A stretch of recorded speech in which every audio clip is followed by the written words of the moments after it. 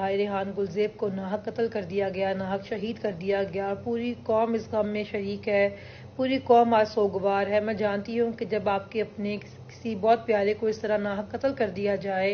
تو اس غم کو، اس تکلیف کو برداشت کرنا بہت مشکل ہوتا ہے۔ ایسی لاقانونیت، ناانصافی، ظلم اور بربریت کے وقت پر پرامن اور پر امید رہنا بھی بہت مشکل ہوتا ہے، لیکن میں آپ سے درخواست کرتی ہوں کہ آپ احتجاج بھی کریں، آواز بھی اٹھائیں، لیکن آپ نے پرامن رہنا ہے، آپ نے صبر کا دامن نہیں چھوڑنا، کیونکہ 8 فروری ہمیں بہت مشکل سے وہ دن نصیب ہوا ہے جس دن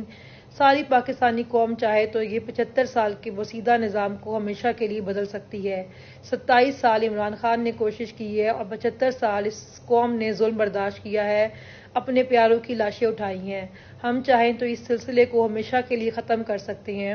لیکن اس کے لیے آپ نے پرامن رہنا ہے، ان کی کسی سازش، ان کی کسی چال کا شکار نہیں ہونا، کیونکہ یہ چاہتے ہیں کہ انتشار پھیلے اور یہ الیکشن سے فرار حاصل کریں اور ظلم اور بربریت کا یہ سلسلہ جاری رہے۔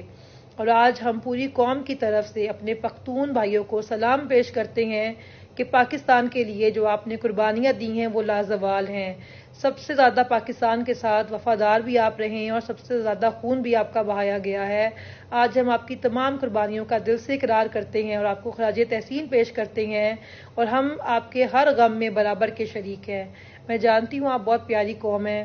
آپ محبت بھی بے پناہ کرتے ہیں، دشمنی اور نفرت بھی بے پناہ کرتے ہیں اور عزت بھی بے شمار دیتے ہیں۔